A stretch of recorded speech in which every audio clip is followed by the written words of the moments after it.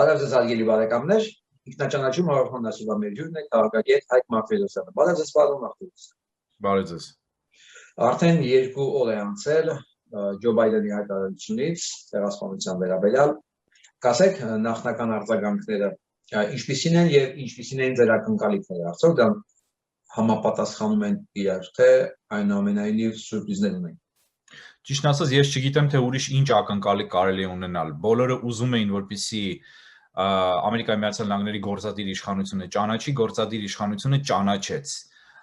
Ինչ ակնկալիքներ չիրականանալու մասին են խոսում ոմանք հասարակության մեջ, որոնք չեն իրականացել կամ ինչից են դժգոհողները։ Պարզ է, որ դժգոհողները դժգոհ են նրանից, որ Միացյալ Նահանգները արդեն հստակ բացահայտ քայլերով ցույց է տալիս,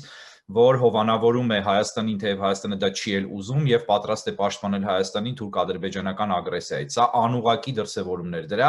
հուսով եմ դրա մասին առիթ կունենանք առավել մանրամասն խոսելու։ Ակնկալիքների առումով ակնկալվում էր, որ կարտաբերի ցեղասպանություն բառը 2 անգամ արտաբերեց, դեռ մի բան էլ ավելին, եւ շատերը կարծում են, թե դա բանավոր հայտարարություն է եղել, ոչ, եղել է գրավոր հայտարարություն եւ արտաբերել ասելով մենք պայմանականորեն ենք հասկանում, որովհետեւ գոյություն ունի սպիտակ տան պաշտոնաթղթի վրա արված եւ հրապարակված պաշտոնական Միացյալ Նահանգների նախագահի հայտարարություն, որը այսուհետ Միացյալ Նահանգների գործադիր իշխանության, այսինքն կառավարության դիրքորոշումն է արտահայտում։ Սրանից ավել ինչ էր պետք, որը մենք ակնկալում էինք որպես հայեր եւ չստացանք։ Ստացանք հիմա ամեն ինչ այդ առումով։ Ես ստանալի նկատեմ արձագանքներ կողքից։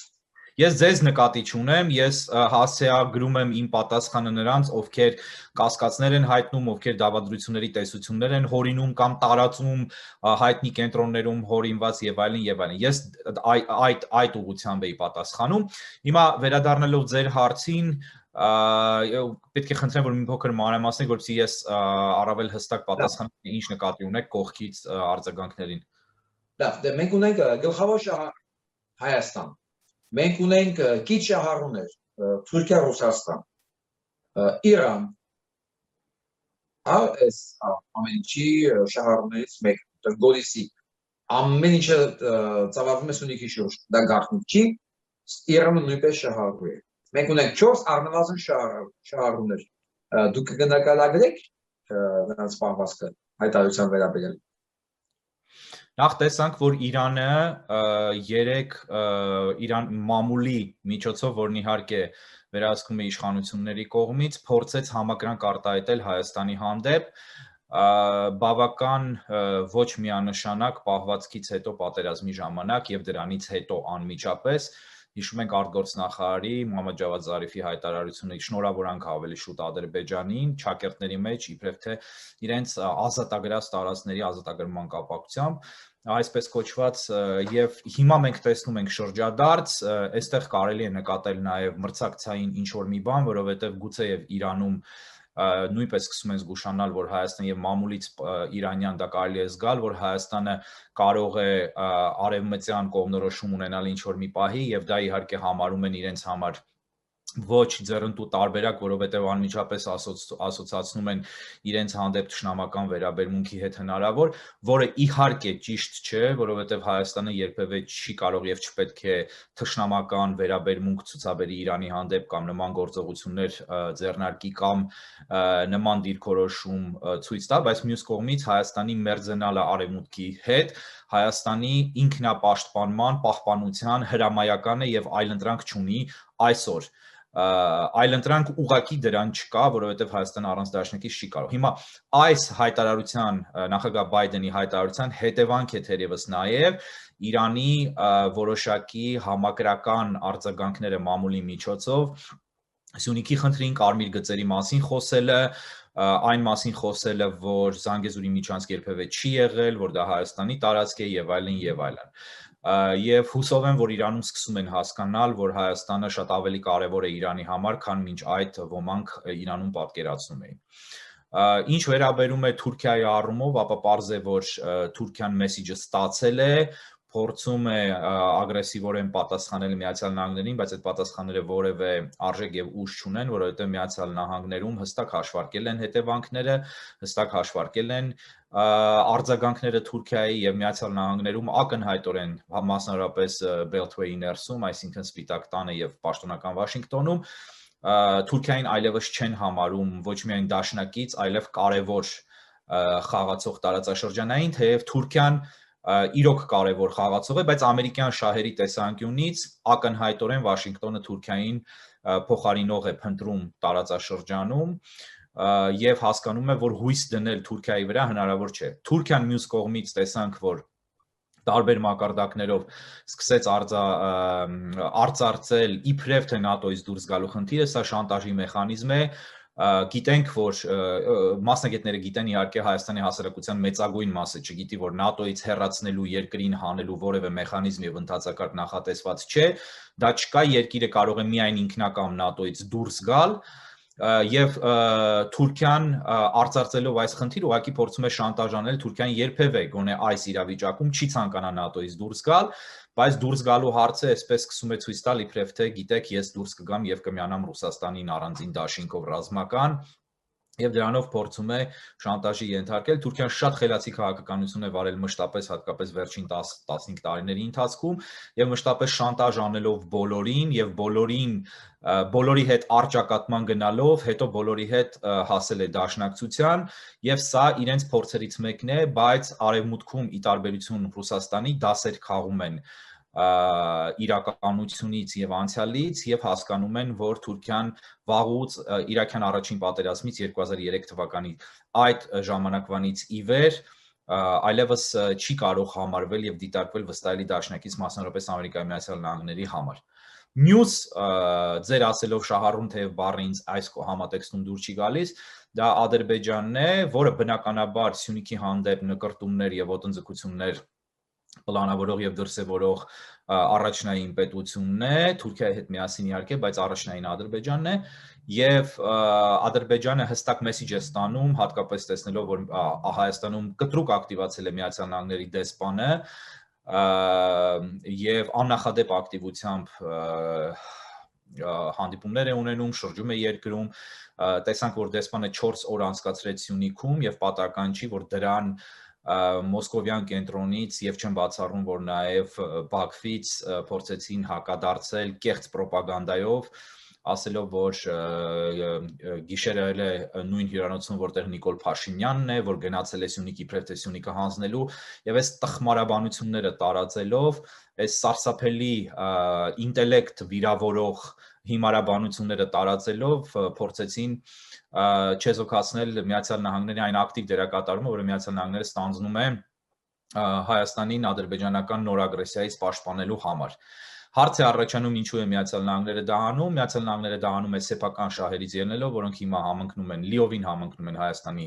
շահ եւ հայության շահերի հետ, դա այլ եւ բավական երկար թեմա է եւ այստեղ դժգոհել ու ասել, որ գիտեք, Միացյալ Նահանգները անում է, որտեվ դա իր շահերին է համընկնում, ուղղակի հիմարություն է, բայց իհարկե բահո իր շահերին հակառակ Միացյալ Նահանգները որևէ բան չի անելու որևէ տեղ։ Եթե շահերը համընկնում են, պետք է հայերը ուրախանան եւ օգտվեն այդ հանգամանքից, ոչ թե գնան եւ կարճեն եւ շարունակեն թքել այն աղբյուրի մեջ, որից խմում են, եւ խոսքը հայերին չի վերաբերում, այլ մեր հասարակության մեջ առանձին խմբերի, որոնք ցավոք սրտի հայ են կոչվում եւ շարունակեն կարճած մնալ այն աղբյուրին, որը իրենց նվիրեց եւ մեզ բոլորից, ոչ միայն այդ փոքրիկ խմբերին, այլև մեզ բոլորից նվիրեց թուրք-ադրբեջանական դաշինքին։ Հայաստանը։ Ինչ Հայաստանը։ Ինչպիսին է Հայաստանի վարկագիծը։ 2 օր անցել է։ Խոսում ենք Հայաստան ասելով, մենք խոսում ենք Հայաստանը, դա հայ ժողովուրդն է, դա շատ բարձր հասկացություն է, բայց Հայաստան ասելով մենք շատ հաճախ հասկանում ենք ցավոք սրտի հակաժողովրդական, հակազգային, հակապետական պետական իշխանությունը այսօրվա եւ պաշտոնական Երևանն ենք հասկանում եւ այդ առումով Հայաստանը ոչինչ չի անում։ Ոչինչ չի անում, ընդհակառակը անում է քայլեր, որպիսի Ամերիկայի Միացյալ Նահանգների մեկնված ձեռքը մնա օդում, որպեսզի սպասարկվեն լիովին թուրք-ադրբեջանական եւ ռուսական շահերը, որոնք այսօր համընկնում են եւ գտնում են դաշնակցային ծիրում, եւ բազում անգամներ ասել եմ, գոնե ինձ համար ես ձևավորվել է խոր համոզմունք, որ կա եռամիություն, դա Նիկոլ Փաշինյան, Իլհամ Ալիև, Ռեջեփ Թայիպ Էրդողան, Վլադիմիր Պուտին դաշինքն է, քառակողմ, որը բնականաբար չի կարող գործել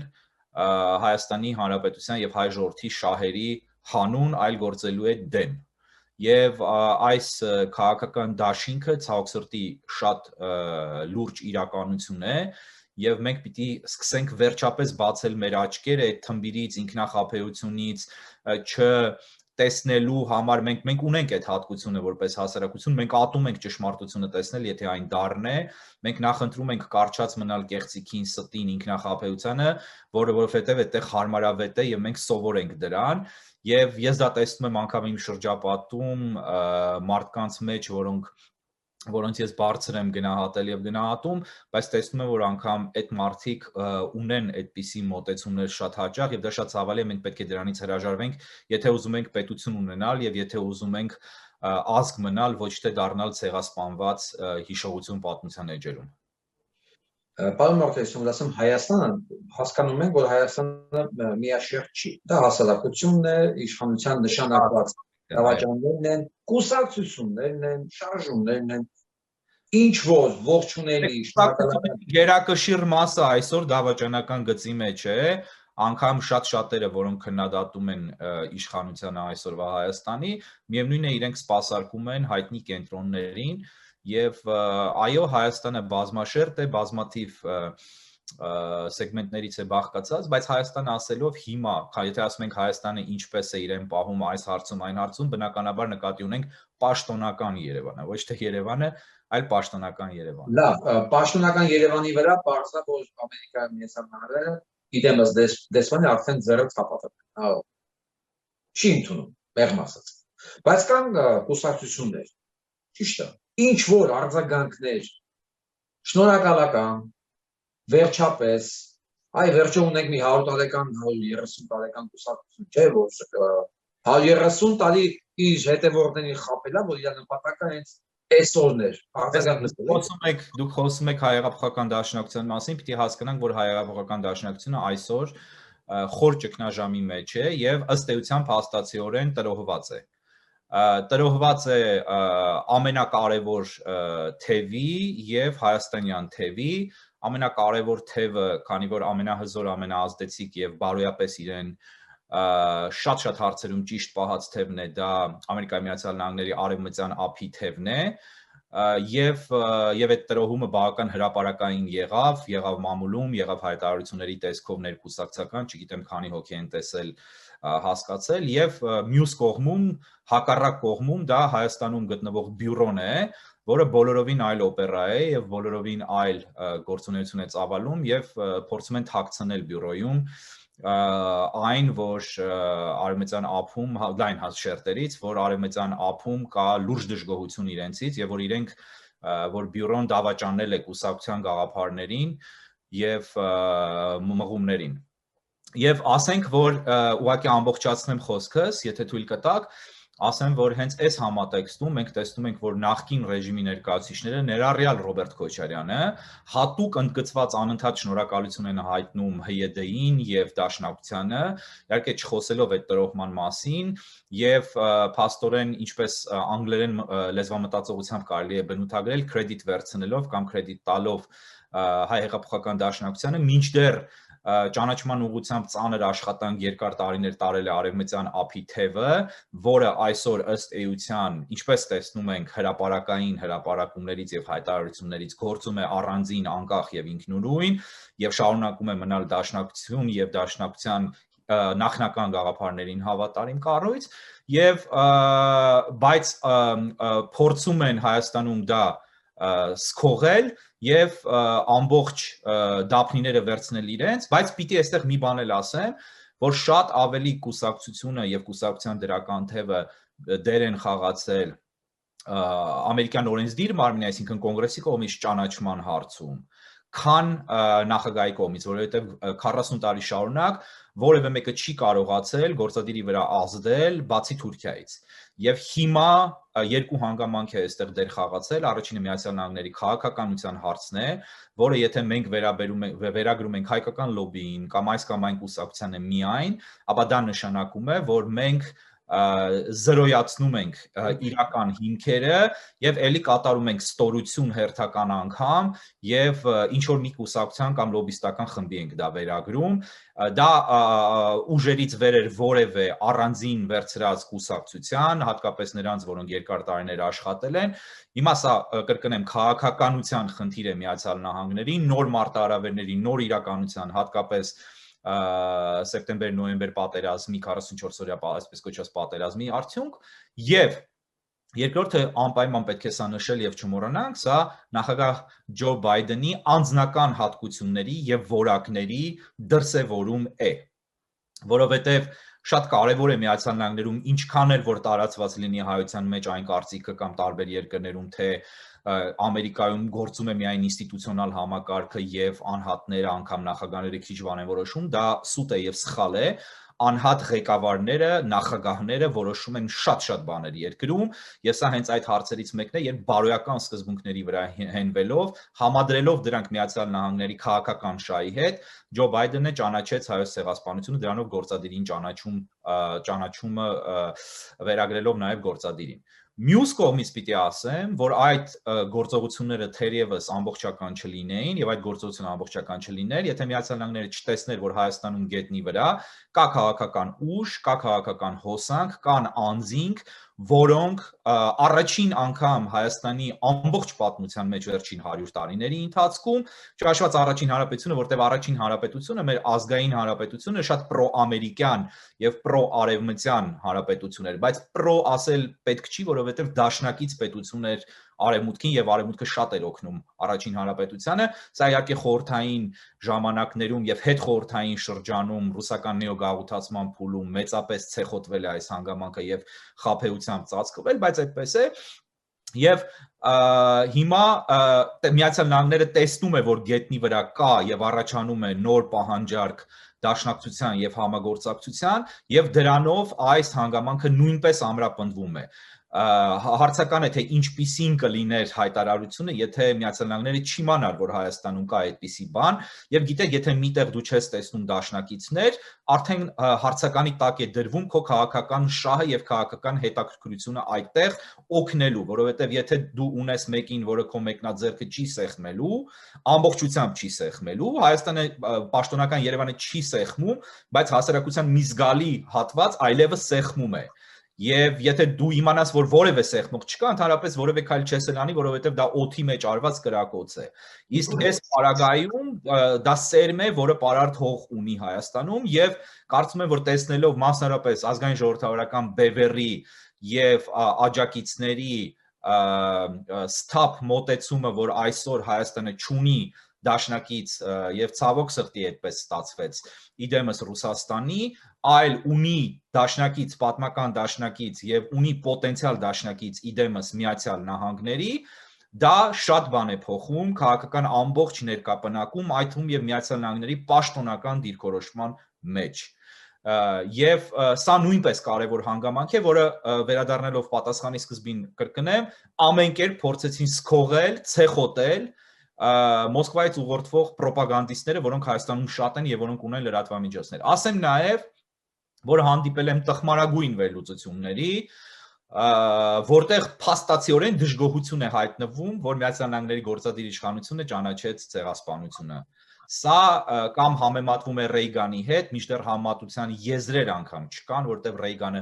բոլորովին այլ դարաշրջանում էր, բոլորովին այլ իրավիճակ էր, բոլորովին այլ մարտահրավերներ էին եւ Հայաստանի պետություն Ռեյգանի իշխանավարման ժամանակ չկար։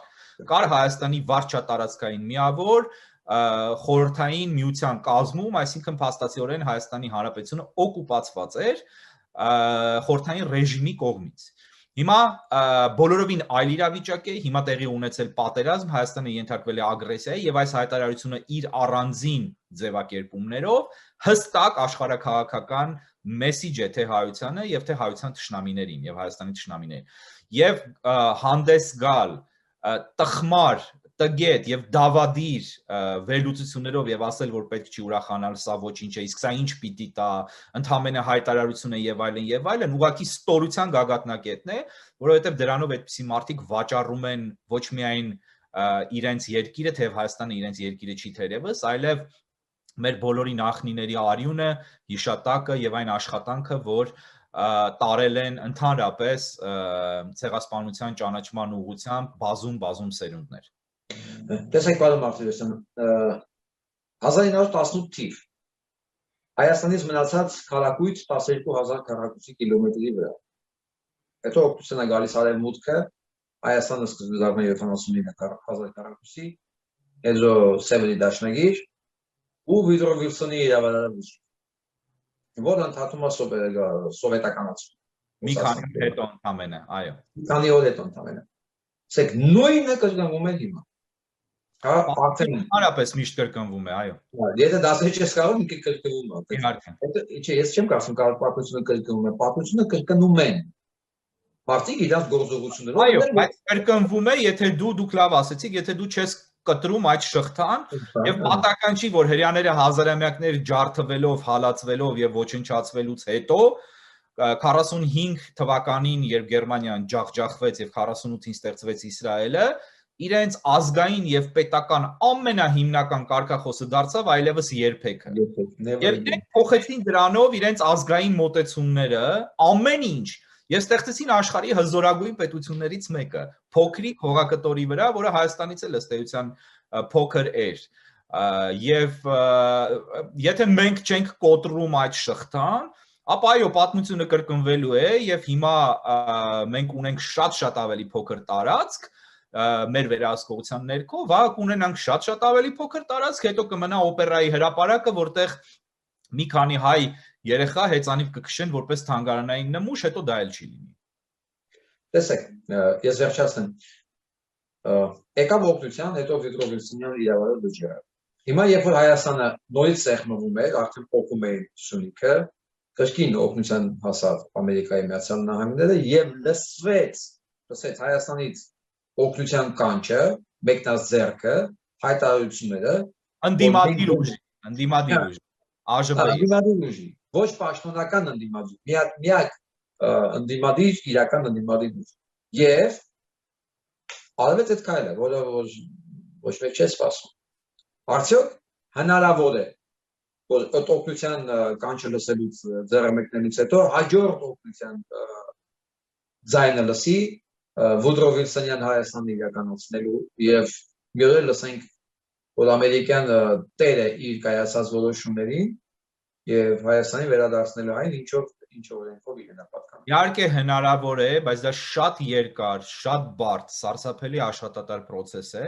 բայց նորից հղում անեմ հрьяաներին, հрьяաները 2000 տարի չունեին հայրենիք, չունեին պետություն, չունեին երկիր, անգամ իրենց պատմական հողի վրա մի քանի հրյա էր թերևս մնացել, բայց հрьяաները ահռելի աշխատանքի արդյունքում 2000 տարի պայքարելով եւ հիշելով հասան նրան, որ ստեղծեցին հայրենիք, դրանից հետո 70 տարվա ընթացքում ստեղծեցին աշխարհի հզորագույն պետություններից մեկը։ Այո, դա հնարավոր է։ Եվ նրանք, ովքեր ասում են, որ մենք եղածն ենք կորցնում, չենք կարող, ինչից ենք խոսում, ֆանտաստիկա է, Վիլսոնյան Հայաստան եւ այլն, դա դավաճանական ստոր քստմնելի վախկոտ մոտեցում է, որովհետեւ պետք է դնել ազգային երազանք եւ ձգտել դրան։ Եվ եթե դու անպայմանորեն հասնում ես դրան, եթե ձգտում ես, թուրքերը այդպես են արել, դրել են իրենց արչև ազգային երազանք, նվաճելու աշխարհը, իրենք դեռ այդ process-ի մեջ են, բայց իրենք նվաճել են արդեն Եվրասիայի կեսը, առնվազն կեսը մայրցամաքի մոտավորապես, եւ տեսեք Ալթայից եկել են, Տափաստաններից, եկել են եւ ստեղծել են պետություն Հայաստանի եւ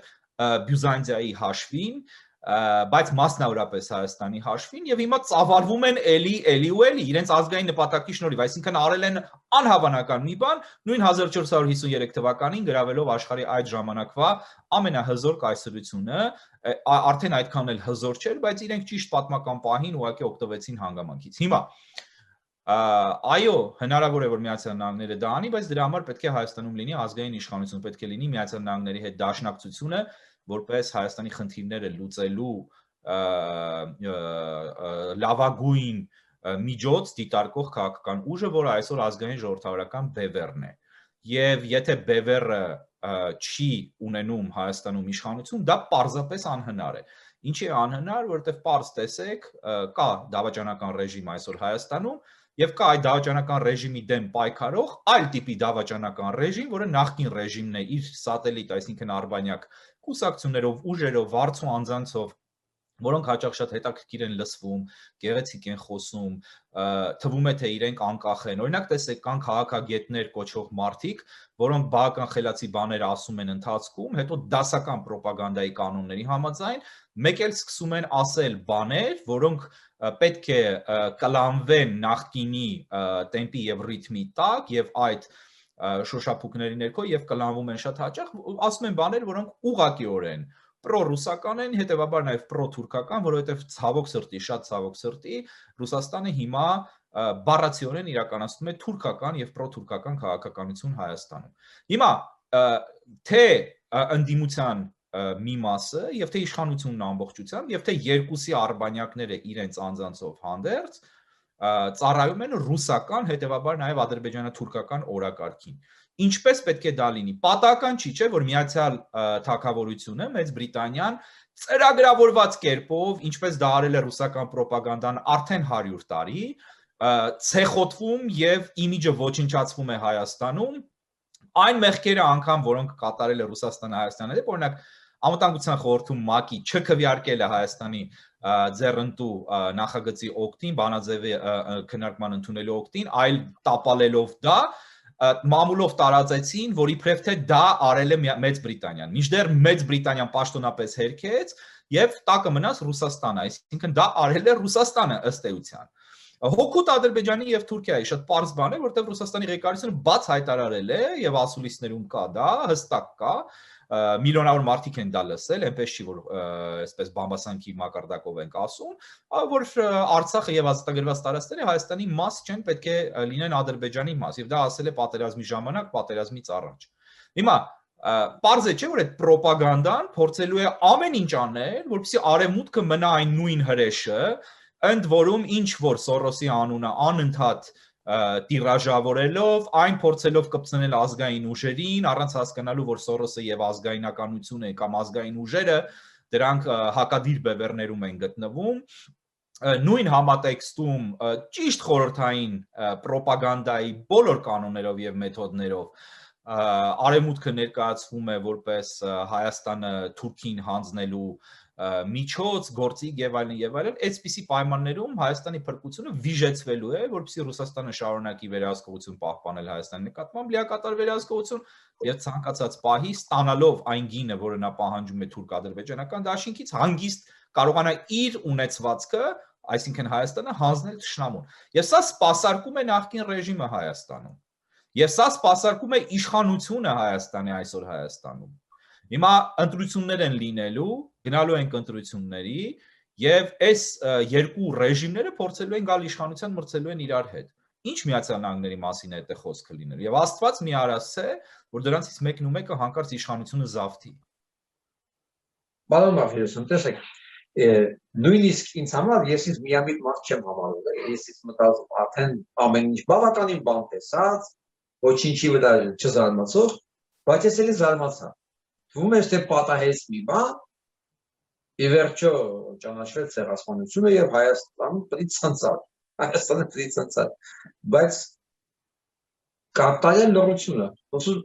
Ոնց որ Ջո Բայդենը հատուկ անել, որ ասեր, տեսեք ով է ձեր էլիտան։ Հիանալի լույսարապես ինքնասպանական մեր լավը ատող հատկություն ունենք, մենք ինքնաոչնչացման կիրք ունենք, Մենք ամեն ինչ եւ անընդհատ անում ենք, որպեսզի ինքներս մեզ վնասենք եւ դրանից հաճույք ենք ստանում եւ դա անելու իրավունքի համար կոկորտ ենք կրծում։ Եվ այսպեսին է մեր այսօրվա հասարակությունը, բայց մենք միշտ չի որ այսպես ենք եղել։ Սա խորհրդային տարիներին դեգրադացման, ռոպագանդայի, ընդ որում Մոսկվայից եկող ռոպագանդայի դեգրադացման արդյունք է եղել եւ հետխորհրդային շրջանում 30 տարի ծրագրավորված դեգրադացիայի արդյունք է եղել եւ կեղծ գաղափարների մարդկանց ուղեղների մեջ մեխելու։ Հիմա մարդիկ կան, որոնք երրորդ սերնդով ծնվել են այդ ռոպագանդայի մեջ։ Չմոռանանք, որ երբ Ստալինը մահացավ, 100,000-ավոր խորհրդային քաղաքացիներ ողբում էին եւ դա անում էին ամենայն անկեղծությամբ, որտեղ իրենք կարծում էին, որ հրեշտակ է մահացել։ Որոնց հարազատներին Ստալինն էր գնդակահար։ Այո, եւ այդ նույն համատեքստում հիշենք նաեւ, որ ես վերջերս բերել էի այդ օրինակը, Եժովը, որը խորհրդային ստալինյան ծառայությունների NKVD-ի ղեկավարներ, երբ իրեն տանում էին մահապատժի, ինքը իմանալով, որ այդ հրամանը ուղիղ Ստալինից է գալիս եւ վերջին շրջանում ալկոհոլիզմի տրված լինելով, որովհետեւ գիտեր, որ իրեն ձերբակալելու է Ստալինը, երթվում էր Ստալինի անունով եւ մահապատժից առաջ անգամ փառաբանում էր Ստալինին, այսինքն առանց իմանալով հստակ, որ ներում բեկում չի լինելու իրեն, այսինքն Ստալինը որոշել է իրեն վերացնել։ Մարդիկ այդպիսի բան կա հոգեբանական եւ դա նաեւ հասարակության առանձին շերտերին է հաճախ վերաբերում, իրենց դահճին կարճում են, դա նաեւ երևույթը կա, չէ, այլ տեսքով Ստոկհոլմյան սինդրոմ է կոչվում, 70-ականներին տեղի ունեցած բանկի թալանի էպիզոդի հետ կապված Շվեդիայում, Ստոկհոլմում, երբ պատանդ զոհերը սիրահարվեցին իրենց պատանդառուին եւ ամեն կերպ պաշտպանում էին, այդպիսի բազում դեպքեր կան եւ դա հոգեբանական երևույթ է։ Եվ այո, մենք պիտի խոստովանենք, որ մեր հասարակության առանձին խմբեր կամ առանձին շերտեր տառապում են Ստոկհոլմյան սինդրոմով եւ նաեւ ինքնավնասման սինդրոմով նույնպես։ Եվ ասեմ, որ այդպիսի սինդրոմ նույնպես կա, երբ մարդը հաճույք է ստանում ինքնավնասումից, այսինքն ինքը իրեն self-mutilation է կոչվում անգլերենով, ինքը իրեն վնաս է պատճառում եւ դրանից հաճույք է ստանում։ Այլն դրան ասում են մազոխիզմ։ Չէ, մազոխիզմը մի քիչ այլ բան է, բայց այո, շատ հայկական բան է մազոխիզմը։ Դա տարածել հասարակության ամբողջ հասարակության վրա, բայց մեր հասարակության զգալի խմբեր եւ զգալի առանձին հատվածներ, այո, տառապում են դրանով եւ դա պետք է բուժվի, դա պետք է դուրս գա եւ ես հուսով եմ եւ դա մեր բոլորի միակ հույսն է, որ առողջ հատվածը մեր հասարակության, որն անպայմանորեն կա եւ որը մենք տեսնում ենք, որ կա, ի վիճակի կլինի փրկելու եւ բուժելու այն հատվածին կամ խմբերին, որոնք այս ինքնասպանական ախտերը կրողն են հանդիսանում։ Պարոն Մարտիրոսյան, նորից վերադառնամ մեր թեմային։ Ջո Բայդենի հայտարարությունը ինքը կարիք ունի եւս ինչ-որ ինստանցիա անցնելու, օրինական։ Ոչ, դա վերջնական ինստանցիա է։ Այո, դա նախագահից վերև մեր ուշ հասկացողների համար նորից ասեք, էլի որտեղ վաղը ժողովրդի հակառակն են սկսելու, մոդանտամեն հայտարարությունները։ Այո, շատ լավ, ասում են բա հետևանքները կամ ինչ եք ուզում, որ անի Միացյալ Նահանգները, օրենսդիրը ճանաչել է, գործադիրը ճանաչել է։ Հիմա եթե դուք խոսում եք հետևանքներից, դուք չէ բնականաբար հարց տվողները, եւ հավելյալ պահանջներից եւ դժգոհություն եք հայտնում, թե ընդհանրապես հայտարարություն, ուրիշ ինչ եք ուզում անի։ Միացյալ Նահանգները ըստ ձեզ պետք է զորքեր հավաքի կոալիցիա կազմի հարձակվի Թուրքիայի վրա, որպեսզի հայերի ցեղասպանության հետևանքները վերացվեն մասնակիորեն, այսինքն հատուցում արվի։ Ոչ։ Ինչ պիտի անի դրանից առավել Միացյալ Նահանգները։ Միացյալ Նահանգները մի շատ կարևոր եւ ազդեցիկ գնդակ փոխանցել է հայերի խաղադաշտ, հայկական Հայաստանի խաղադաշտ։ Հիմա Հայաստանը պետք է քայլեր անի դա կապիտալիզացնելու համար։ Հատուցման եւ մնացած թեմաները կարող են կյանքի կոչվել, եթե Թուրքիան տրոհվի կամ Թուրքիան ընդունի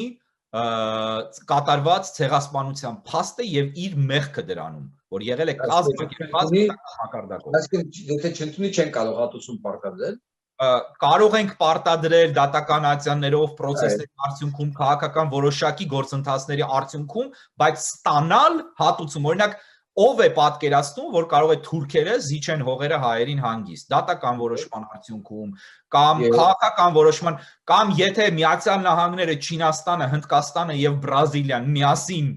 ճնշեն Թուրքիային եւ դնեն ծանրագույն պատժամիջոցների տակ, ֆանտաստիկ սցենար եմ ասում, այն ինչ որ երևակայական, անգամ այդ պարագայում, որ զրկեն ամեն ինչից, Թուրքիան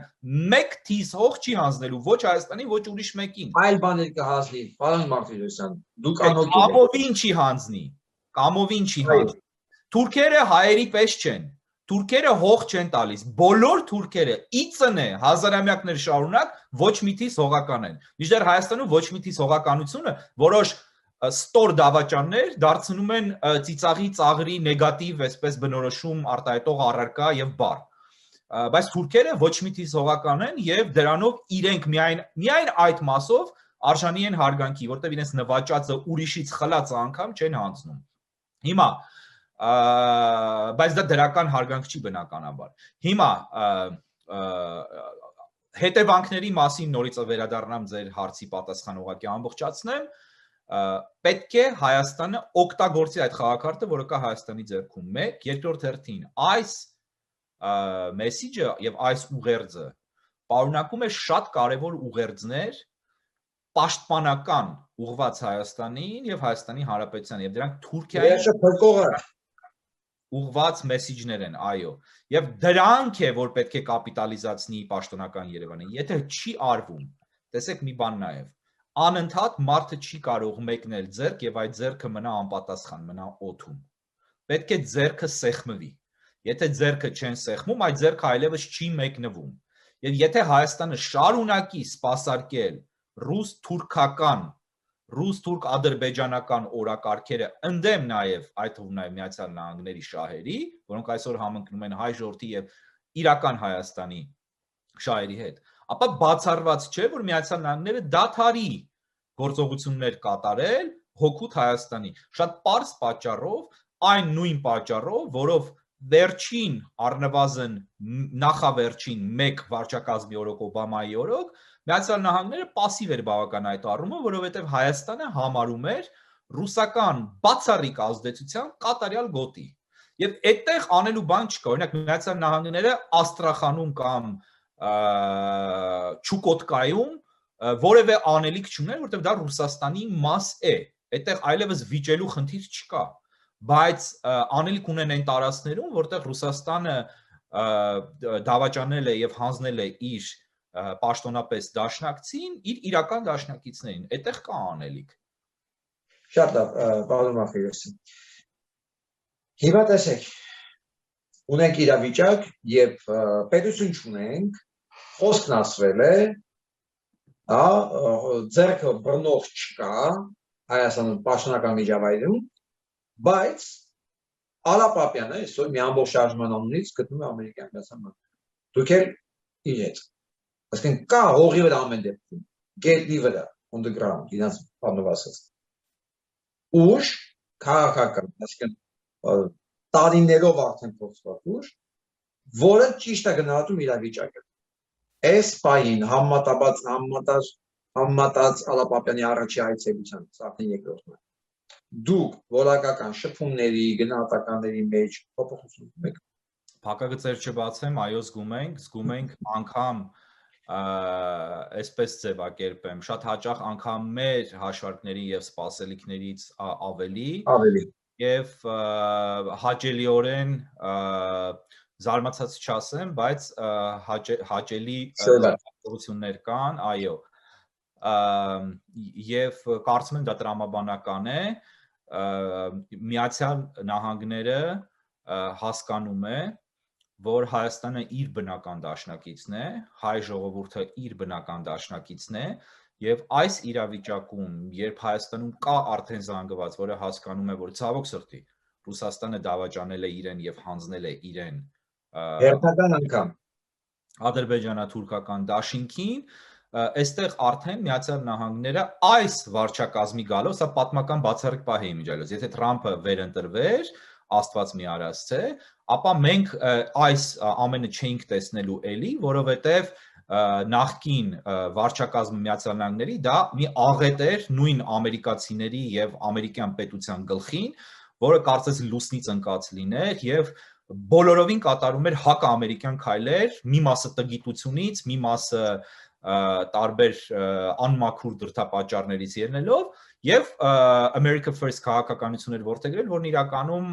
իզոլացիոնիստական, այսինքն Միացյալ Նահանգները ամեն ինչից հեռու պահելու քաղաքականություն էր։ Եվ այն հանգամանքը, որ նախագահ Բայդենը առաջին հենց օրերին հայտարարեց, որ we're back again, America is back, այսինքն Միացյալ Նահանգները վերադառնում է միջազգային ասպարեզ, նշանակում է, որ Հայաստանի համար ստեղծվել է բացառիկ իրականություն, դաշնակցային կապեր ստեղծելու եւ դրանից օգտվելու։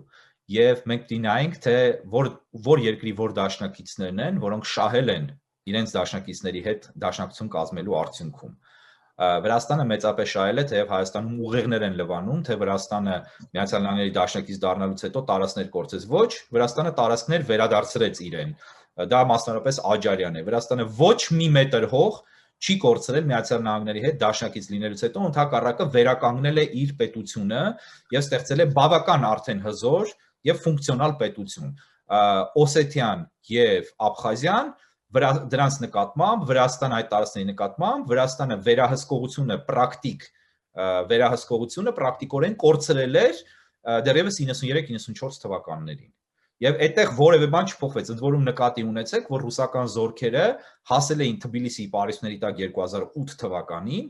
եւ դրանից հետո ամբողջությամբ դուրս եկան Վրաստանից, որովհետեւ Միացյալ Նահանգները եւ Ֆրանսիան ճնշեցին Ռուսաստանին եւ ուղղակի պահանջեցին, որպեսզի զորքերը դուրս բերի։ Եվ այսօր մի մետր հող այն տարածքներում, որոնք Վրաստանը վերահսկել է 93-94 թվականից հետո, այդ որևէ ռուսական ներկայություն չկա եւ Վրաստանը որևէ նոր հողեր չի կորցրել, քան նրանք ինչ կորցրել է այդ թվականներին 93-94-ին։ Տեսեք Վրաստանը ինչպես պետություն է այսօր դառնում։ Վրաստանին ահռելի գումարներ են տրվում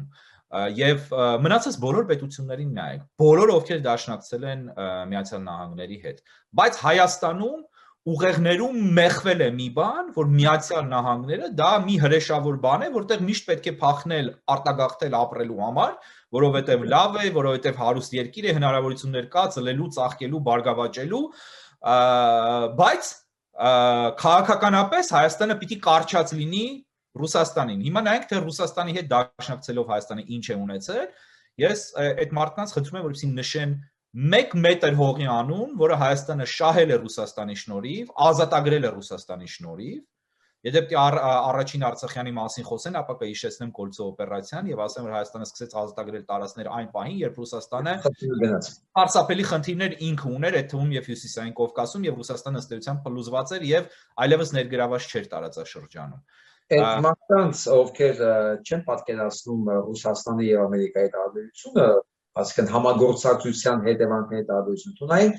բաժանված Կորեաներին, Հյուսիսային եւ Հարավային։ Հարավային Կորեան այսօր ինչը աշխարհի հզորագույն, աշխարհի լավագույն զարգացած երկրներից մեկն է։ Հյուսիսային Կորեան դա Ռուսաստանն է մոտավորապես 20-25 թվերին։ Նույնը Ճապոնիան, որը ջախջախեց Միացյալ Նահանգները եւ անգամ ատոմային ռումբ նետվեց, իհարկե անարդարացիորեն եւ իհարկե դա ուղղակի չէր կարելի անել, բայց նախագահ Թրումանը գնաց այդ շատ բացասական մեղմ ասած քայլին, բայց դա այդ վարչակազմի որոշումն էր եւ դրանից հետո անգամ Ճապոնիան ոտքի կանգնեց միայն Միացյալ Նահանգների աջակցության եւ օգնության շնորհիվ։ Ընդհանրապես ամբողջ Եվրոպան վերականգնվեց։ Տեսեք Լեհաստանը ինչպիսի վիճակում էր,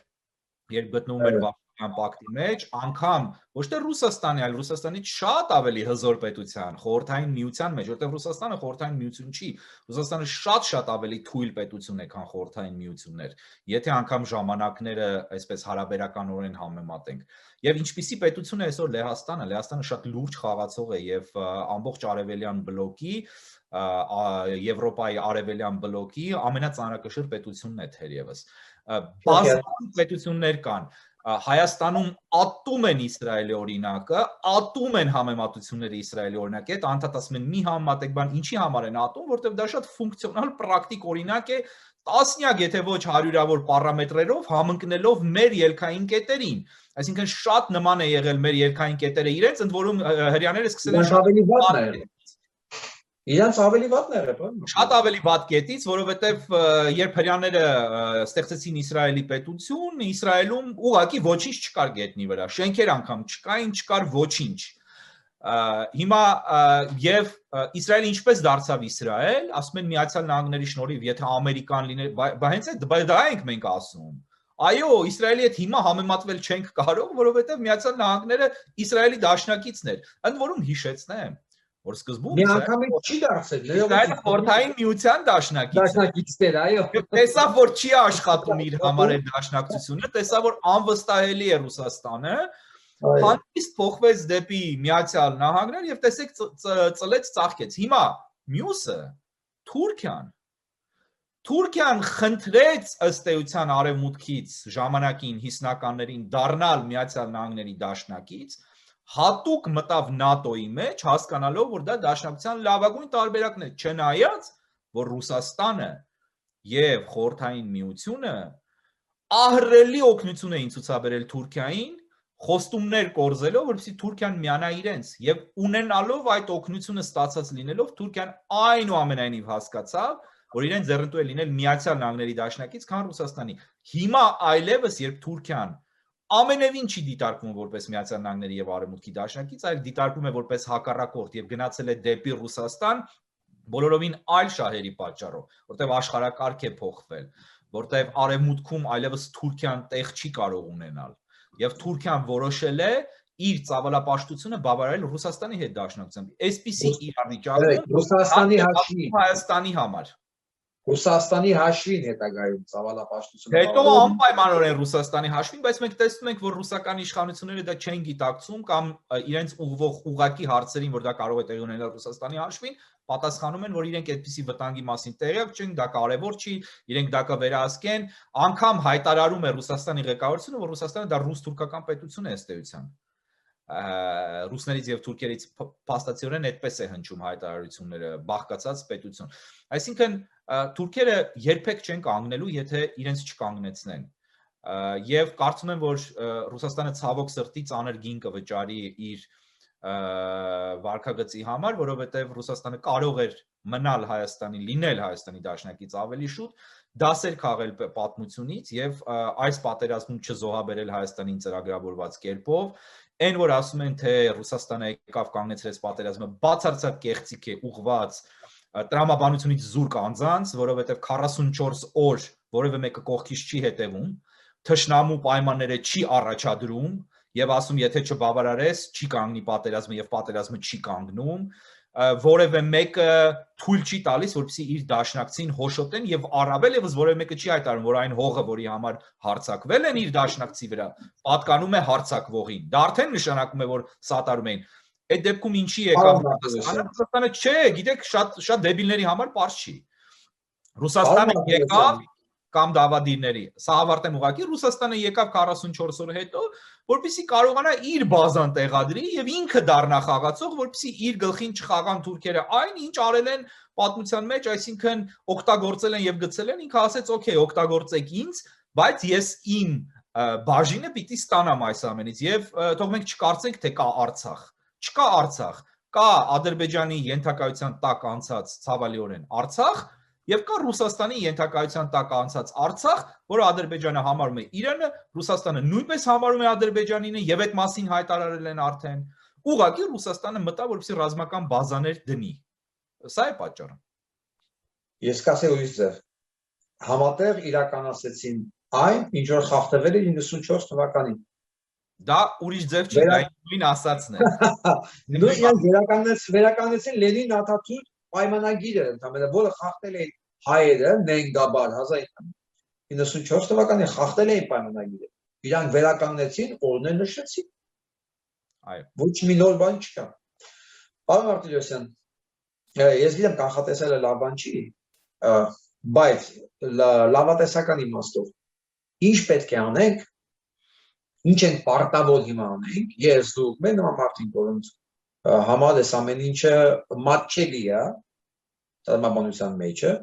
եւ իրենց համար միևնույն չի երկրի ճակատագիր։ Ինչ պետք է անենք մենք, որ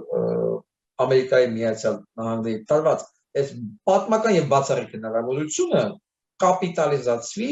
եւ դառնա անկախ եւ հզոր Հայաստանի հիմնաքարը։ Եկեք ճորոն բաներ չասեմ, վերացական երկար նախադասություններ չասեմ, ասեմ շատ պարզ, պրակտիկ եւ կարճ այն, ինչ պետք է արվի։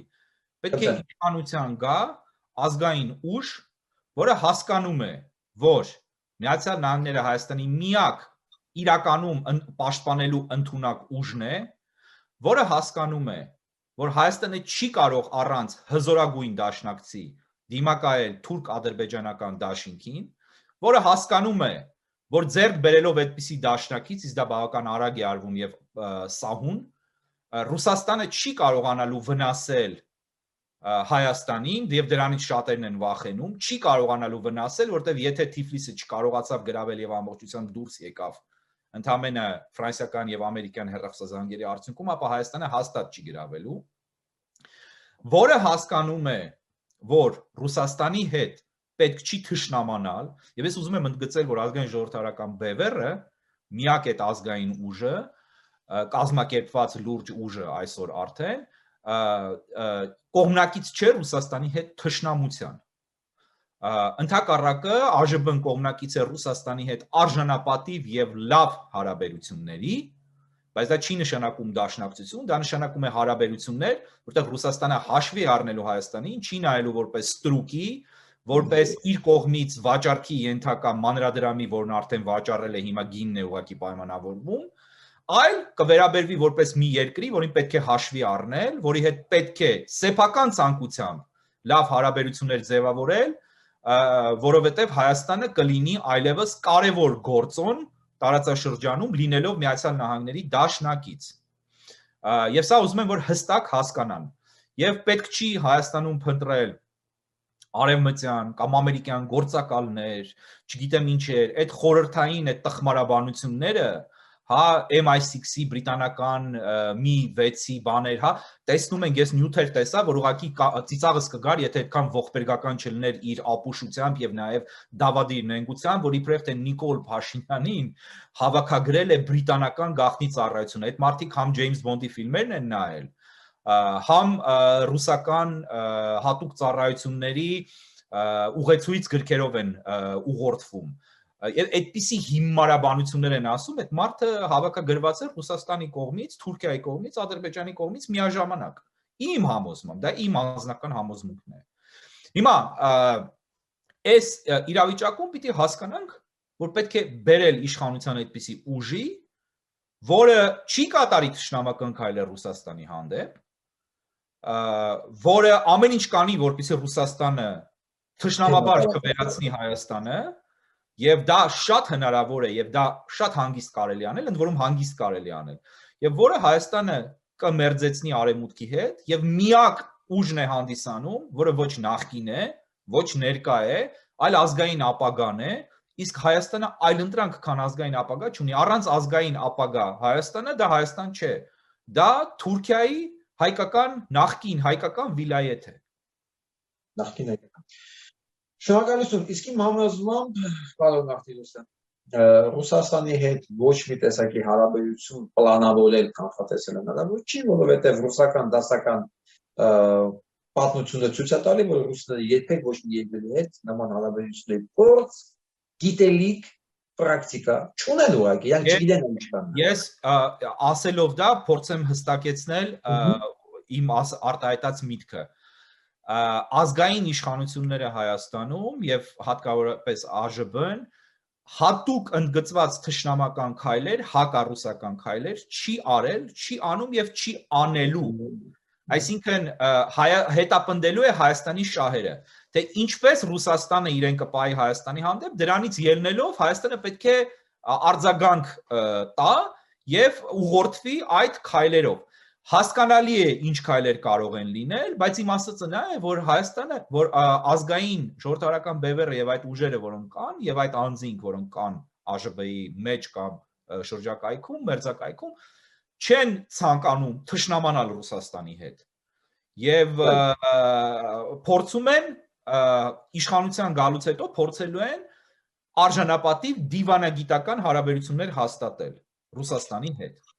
Շնորհակալություն։ Շնորհակալություն պարոն Մարտիրոսյան, խնդրում եմ մեր ջերմագին բալերները պարոն Պապյանին, ողջուններ, հուսադրող խոսքեր, քաջալերող խոսքեր եւ բոլոր նախաձեռնություններին հաջողություն մենք միջև դիմավորենք, իրեն դիմավորենք Նյու Յորքում, Նյու Ջերսիում, մեզ մոտ։ Ես Շնորհակալություն։ շնորհակալ եմ։ Հաջողություն։ Ստեսնես։